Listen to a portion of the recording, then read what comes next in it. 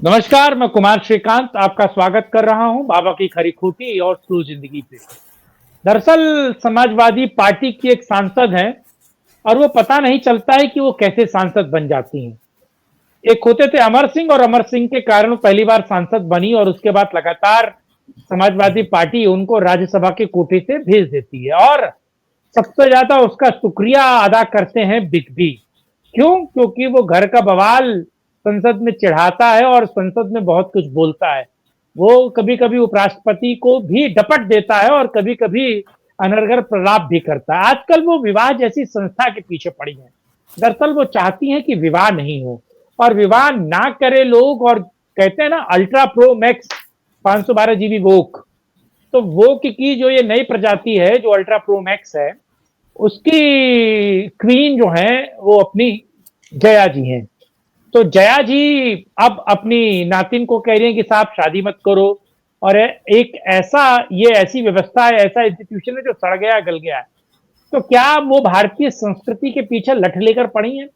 और उनका ये सब कहने और करवाने का दरअसल मतलब क्या है? तो ऐसा क्यों कह रही हैं और उसके पीछे का रीजन क्या है? उसको समझने की कोशिश करेंगे, सामाजिक पक्ष को समझने की कोशिश करेंगे और भारतीय संस्कृति को समूल विनाश करने के लिए ये जो लोग लगे हैं, इनको भी समझने की कोशिश करेंगे। आज मेरे साथ अ, मेरी बड़ी बहन और कहा जाए कि बहुत सारे मसलों और मुद्दों पर अपनी बेबाक राय रखने वाली ज्योति तिवारी पांडे जी मौजूद हैं। ज्योति जी आपका बहुत-बहुत स्वागत है। बहुत बहुत एक तो धन्यवाद मतलब आपका। हो सकता है कि मैं थोड़ा इसकी उपमा गलत दे रहा हूँ, मतलब हो सकता है उल्टा दे रहा हूँ, लेकिन एक तो करेला ऊपर से नीम चढ़ा, एक तो पुरुषों की आवाज, उनके हक और हकूक की बात करने वाली, ऊपर से महिला। ये बड़ा डाइजेशन की प्रॉब्लम नहीं होती आप लोगों को, जो आपको जो सुनते हैं उनको हाजमोला खाने की, मुझे लगता है इनो पीने की दिक्कत होती होगी।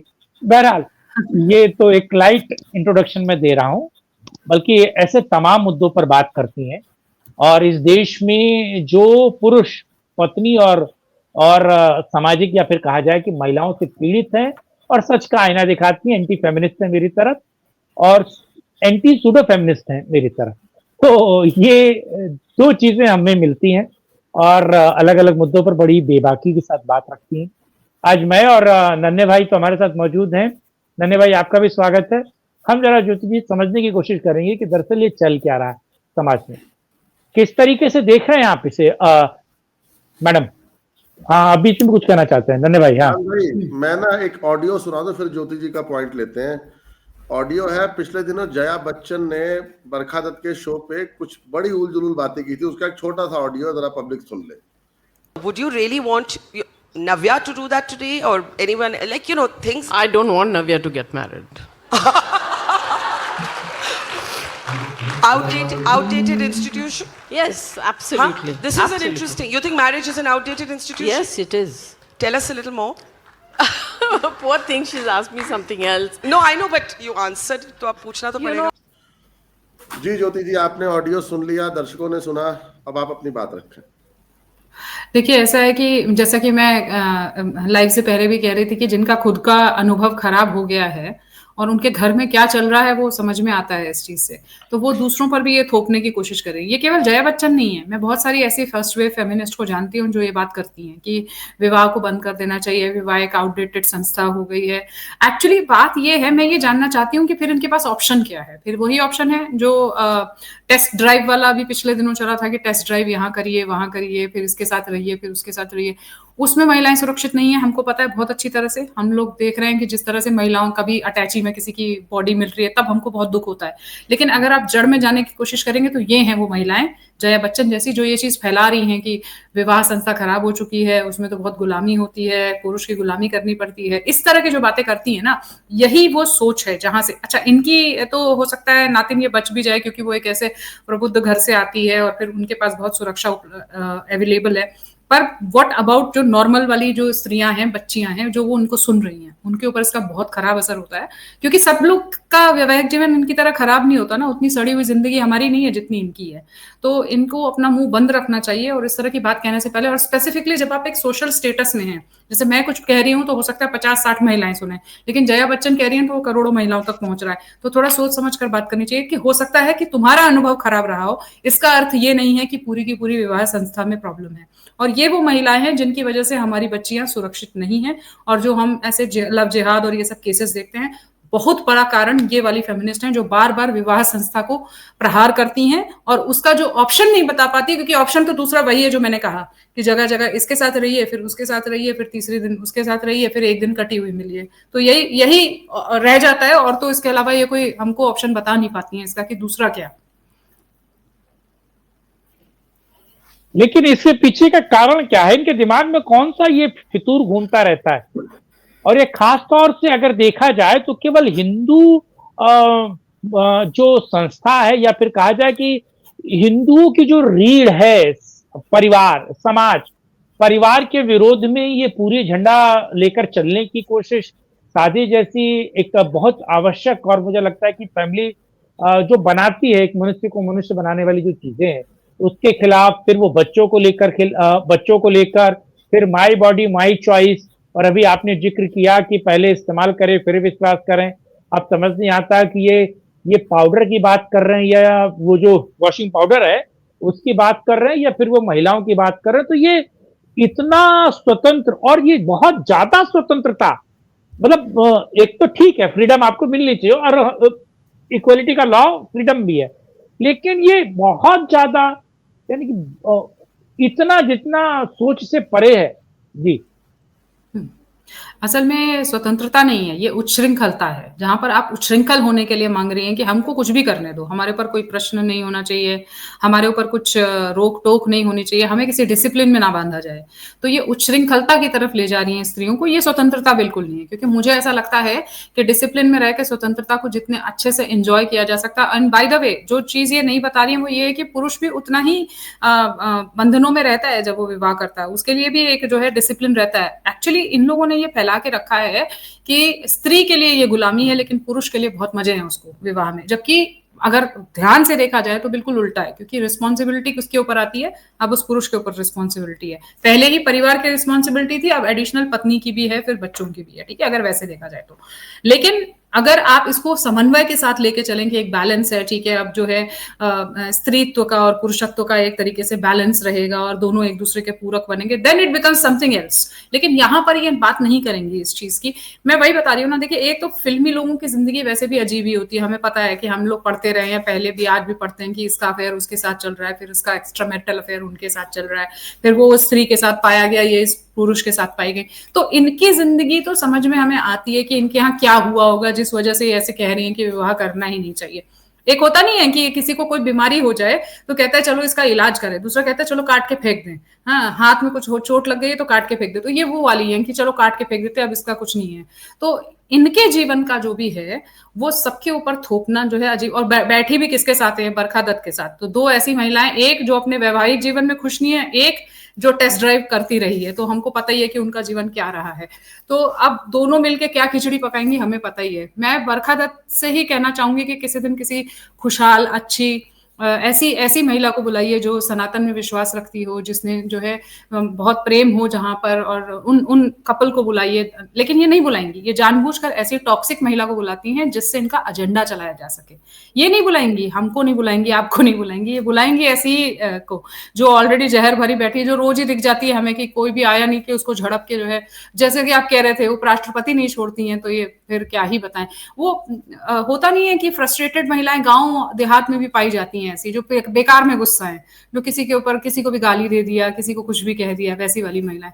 तो इनके इतने अपने जीवन में इतना ज्यादा जहर भर चुका है यही। और फिर इनसे आप क्या एक्सपेक्ट करते हैं? जिनके जीवन में खुद जहर है, वो कुछ आपको आके प्रसाद तो बांटेंगे नहीं, वो जहर ही बांटेंगी। तो वो वही कर रही है बेसिकली, और इनका एजेंडा वही लेफ्टिस्ट है और बड़ी गहराई से चल रहा है इनका, बहुत अंदर से।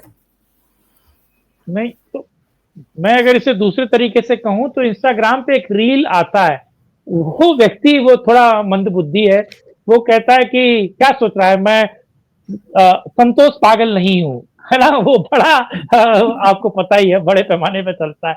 तो क्या ये उसी विक्षिप्तता की स्थिति में पहुंच गई है? ना परिवार ठीक है, ना सामाजिक सरोकार ठीक है। मैं आज एक वीडियो देख रहा था, जो वो पेपराजी जो होते हैं, जो तमाम तारिकाएं या अभिनेताओं की फोटो खींचने के लिए व्याकुल होती हैं, ये इस तरीके से डांटती हैं, इस तरीके से उसको धक्का देती हैं, बहुत बुरी तरीके से बर्ताव करती हैं, और ये समझ नहीं आता है कि ऐसे व्यक्ति को कोई मेंबर ऑफ पार्लियामेंट कैसे चुन सकता है जो जो मानसिक रूप से विक्षिप्त है। तो क्या ये संतोष पागल का लेडी वर्जन आपको दिख रही है क्या? ठीक है, तो 100%। धन्यवाद भाई, आप भी पूछ सकते हो सवाल। 100% है, क्योंकि आपने जो बोला ना वो पेपराइजी वाले वीडियोस तो सबने देखा, उसमें भी कह रही हैं कि ये पता नहीं कौन कौन लोग हैं, गंदी गंदी पैंट पहन के आ जाते हैं।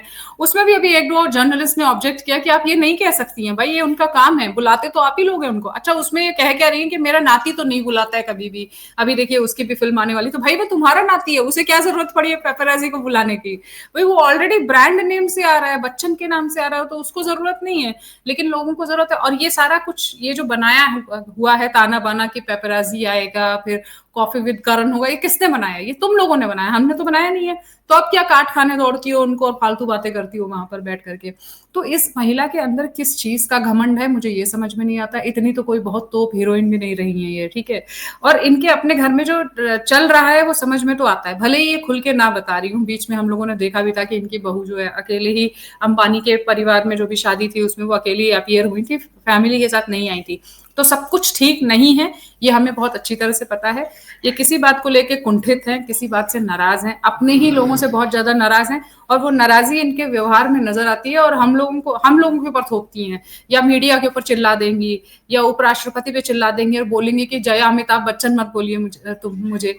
मतलब उसमें भी नाराज होने की क्या बात थी? पत्नी तो आप है ना, तो अगर जया अमिताभ बच्चन बोल दिया गया, क्या कोई एक्स्ट्रा मैरिटल अफेयर चल रहा है कि कुछ चल रहा है तुम्हारा? अमिताभ बच्चन तुम्हारे अपने हस्बैंड है, बोल दिया गया तो उसमें इतनी बड़ी बात क्या थी? लेकिन ये महिला है, इसके कुछ दिमाग में प्रॉब्लम। भाई संतोष पागल का महिला रूप बिल्कुल ठीक बात है ये। नन्हे भाई सवाल पूछ सकते हो भाई, आप केवल श्रोता मत बनिए। नहीं, मैं एक्चुअली श्रीकांत भाई, मैं सवाल नहीं, मैंने एक पॉइंट रखना चाहूंगा। मेरी बात दर्शकों को थोड़ी बुरी लग सकती है, थोड़ी ऑफेंडिंग लग सकती है। 3 चीजें हैं जो ना बहुत पुराने चिरकाल से इंडिया में चली आ रही हैं। उसमें पहला है शराब का बिजनेस, दूसरा है देह व्यापार, तीसरा है मनी लेंडिंग। ये 3 बिजनेस आज से नहीं है, ये सदियों से चले आ रहे हैं। और मैं नहीं कहूंगा कि ये रामायण काल या महाभारत से थे, मैं कहूंगा 500 साल पहले थे या 1000 साल पहले थे ये तीनों बिजनेस, और ये तीनों प्योर बिजनेस थे। पर इसको ग्लोरीफाई किसने किया? बॉलीवुड ने।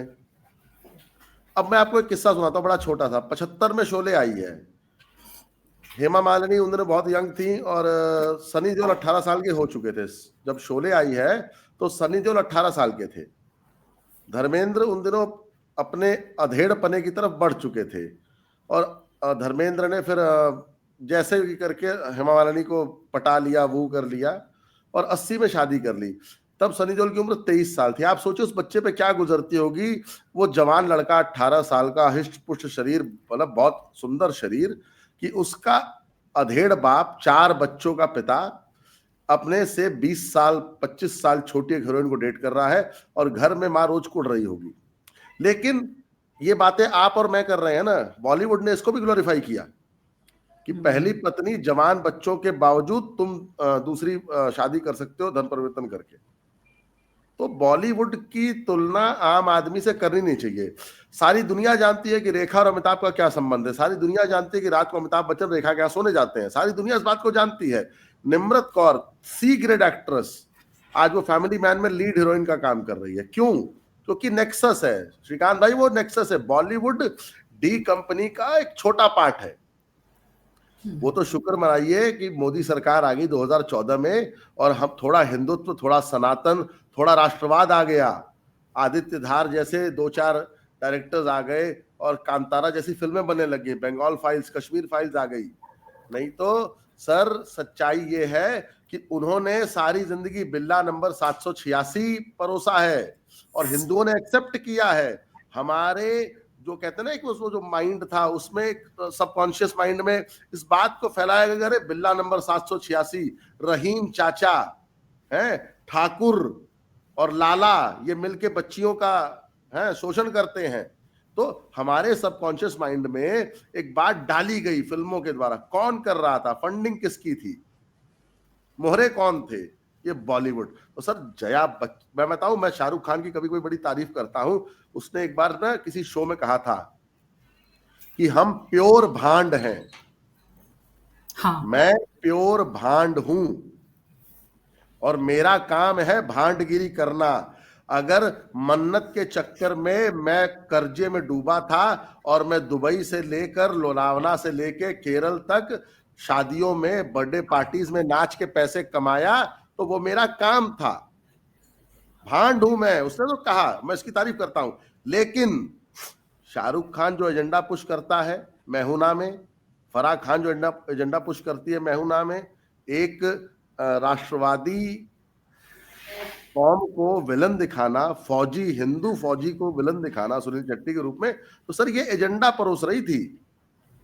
मेरा देखो, मैं आपको बताऊं, मैं अब वापस आ जाते हैं जरा फेमिनिज्म पे। मैं आपको एक बात बताता हूं, मैं गांव में हूं आजकल, दादी जी की डेथ हो गई है, 2 दिन पहले बड़े पिताजी को एक माइल्ड स्ट्रोक आ गया था, मैं हॉस्पिटल में था, आज ही वापस आया डिस्चार्ज करा के। मुझे इतना पता है कि गांव में आज सारे एरियाज में एक बात हो रही है कि भैया लड़की की शादी करना आसान हो गई है, लड़कों की शादी करना मुश्किल है।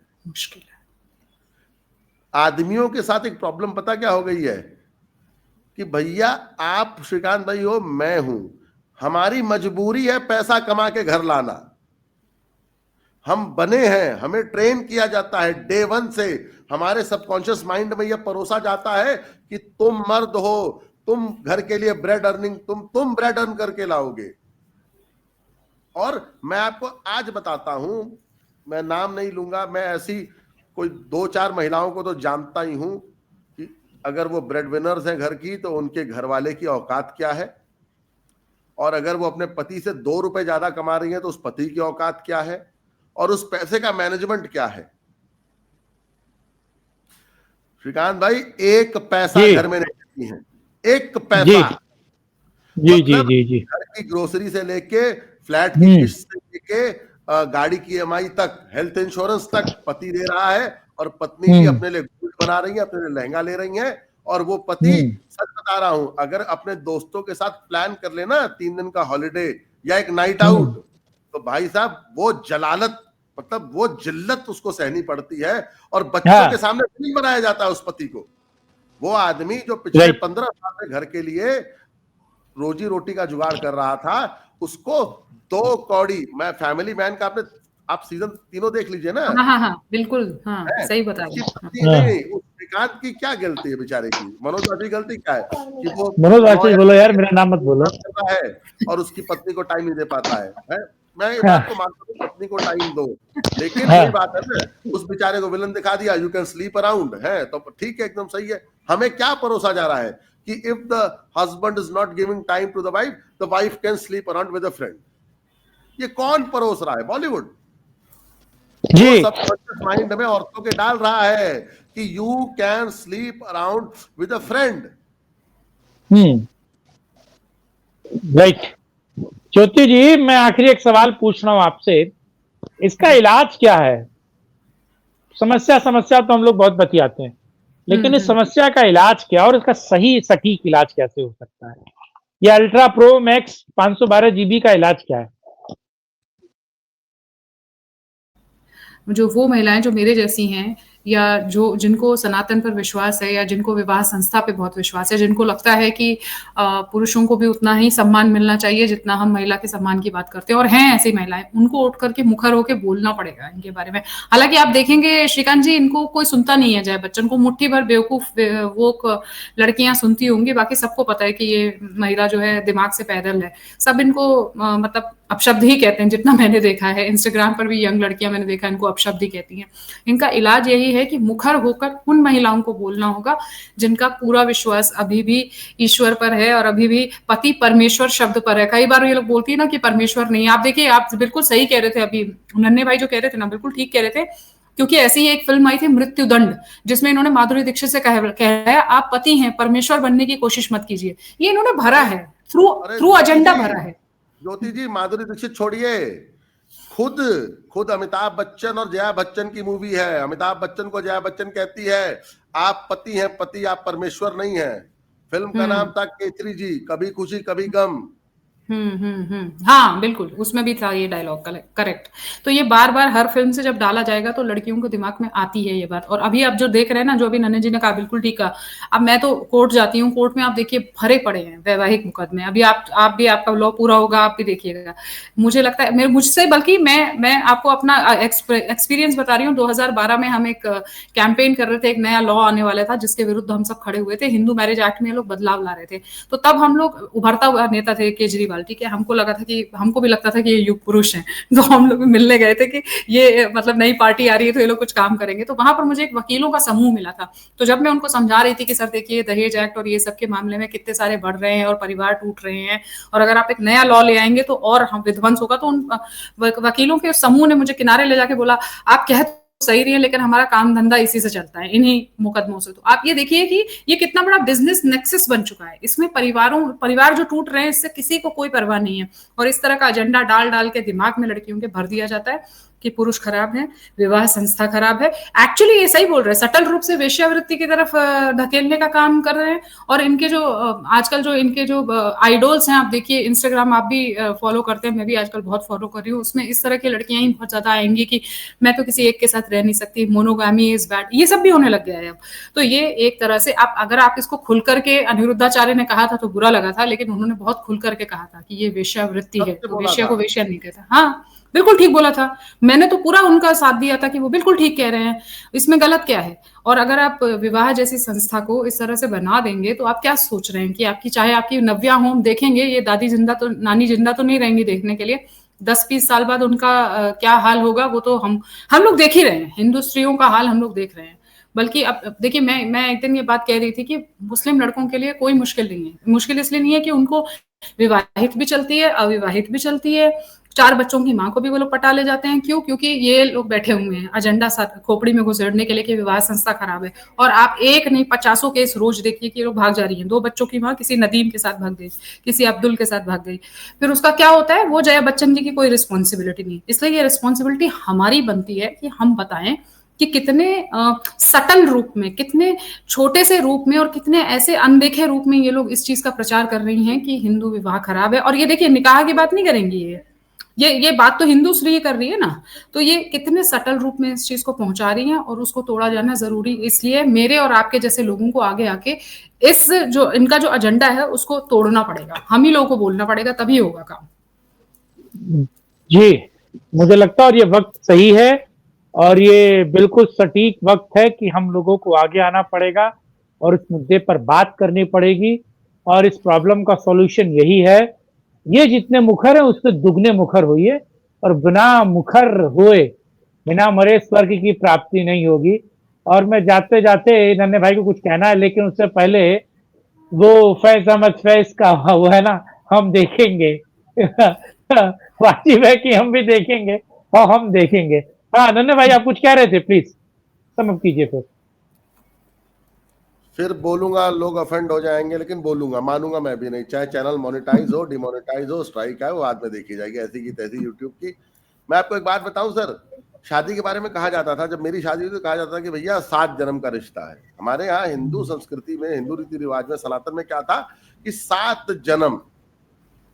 जब श्री राम जी ने सीता जी का परित्याग किया तो श्री राम जी को आज भी मिथिला वाले गालियां देते हैं कि हमारी बेटी को बहुत तंग किया इस आदमी ने। सोच लीजिए, कब राम हुए थे, कब सीता हुई थी, लेकिन आज तक मिथिला गाली देता है राम को। और मिथिला में अगर आपकी शादी हो रही है श्रीकांत भाई ना, तो गाली बहुत सुनने को मिलती है। क्यों? लोग कहते हैं कि राम जैसे पति न बनना। सोचिए, जिस राम को हम मर्यादा पुरुषोत्तम बनाते हैं, मिथिला में उसको गाली पड़ती है। क्यों? कि बेटी को तंग किया, बहू को हमारी तंग किया, हमारी बिटिया को तंग किया। श्रीकांत भाई एक बात बताइए ना, टेस्ट ड्राइव आप हमारी बच्चों को क्या सिखा रहे हो? कोई इनसे पूछे कि उनके जो माइंड में तुम्हें बात डाल रहे हो टेस्ट ड्राइव वाली, क्या सिखा क्या रहे हो? प्रोस्टिट्यूशन और टेस्ट ड्राइव में फर्क क्या है? मुझे इस बात को समझा दो ना। मुझे कोई फेमिनिस्ट इतना समझा दे कि प्रोस्टिट्यूशन और टेस्ट ड्राइव में फर्क बता दे। बस पैसे का आदान प्रदान नहीं है, बाकी सब कुछ काम तो वही है, रोज नए के साथ डिफरेंट पोजेस में। अरे क्या सिखा रहे हो बच्चियों को हमारी? हैं। और सच बताऊं श्रीकांत भाई, ये टोटली इन फेमिनिस्ट, ये देखिए, ये फंडेड है वेस्टर्न वर्ल्ड से, ये फंडेड है ऑयल मनी से, ये फंडेड है अरब कंट्रीज से, ये फंडेड है तालिबान कह रहा हूं सर, ये फंडेड है इस्लामिस्ट से। यस। और एक इनका एजेंडा है कि हिंदुओं को, सनातन को मंदिरों से, उनकी जड़ों से काट दो। अनुपम मिश्रा जी ने इस बार जयपुर डायलॉग्स की थीम थी शत्रु को, उसमें कहा अपने बच्चों को मंदिर ले जाना शुरू करो। अरे रोज नहीं, संडे को ले जाओ भाई, एक दिन तो ले जा सकते हो ना जी हाँ, जी। तो सर मैं ले जाना चाहिए भाई, आपने कहा पूछा था ना सर, एक इलाज है अनुपम सर की तर्ज पे, मंदिर जाना शुरू करिए, अपनी जड़ों से जुड़िए, जुड़ना पड़ेगा हमें। अपने बच्चों को अगर बचाना है तो सर जुड़ना पड़ेगा, रामायण की चौपाई, हनुमान चालीसा का पाठ सिखाना पड़ेगा। राम कौन थे, बलराम कौन थे, कुंती कौन थी, अर्जुन कौन थे, भीष्म कौन थे, क्या प्रतिज्ञा थी, ये बताना पड़ेगा। शबरी कौन, बहुत जरूरी है, ये समय की मांग है, ये समय की मांग है और इस मांग को हम मानते हैं। एक बात बताऊं, मैं अपनी बात खत्म कर दूं, मैं अब थोड़ा सा मैं एक सिंपल बात कहना चाहूंगा सर, हमसे बहुत समझदार ये मुल्ले मौलवी हैं, ये गोल टोपी हैं, ये हर शुक्रवार को बताते हैं कि ये काफिर है, इससे बचो, नमाज पढ़ो, अल्लाह के बारे में बात करो, नबी की बात करो, मोहम्मद साहब की बात करो। आपसे मुझसे बहुत ज्यादा समझदार है। हर संडे को पूरी क्रिश्चियन कम्युनिटी चर्च में जुटती है सर, और बातें करते हैं, और हम लोग संडे को पूरी सब्जी खाते हैं घर पे बैठ के। आज संडे, आज पूरी खा ली जाए, मम्मी मंगल ले जाएंगे हम, नहीं हम मंगल चुनिए, आप और हम मंगलवार को चुनते हैं। चलिए, आप दर्शकों से अनुरोध है कि मंगलवार को चुनिए और मंगलवार को जाइए, अपने बच्चों को जागृत करिए, अपने बच्चों को हनुमान जी की शरण में डालिए, और वो हनुमंत लाल जो हैं कल्याण करेंगे। और अपने रूट्स से जुड़िए और अपनी धार्मिक मान्यताओं को कभी अपराध बोध में मत देखिए। आज के लिए इतना ही, और आप दोनों लोगों ने समय दिया और इस मुद्दे पर बात की, उसके लिए बहुत बहुत धन्यवाद। फिर किसी दिन मिलेंगे और करेंगे एक और चर्चा। दर्शकों से अनुरोध है कि वीडियो को लाइक, शेयर, चैनल को सब्सक्राइब करें, कमेंट बॉक्स में अपनी राय रखना बिल्कुल मत भूलिए। और ज्योति जी को मैं पकड़ के लाया हूँ, किसी और दिन भी पकड़ के लाऊंगा, थोड़ा समय कम है इनके पास। समय का क्लैश हो जाता है, हमको समय कम मिलती है, इसीलिए, लेकिन पकड़ लेंगे हम, लॉ वाले हैं तो लॉ वाले वो पकड़ लेंगे।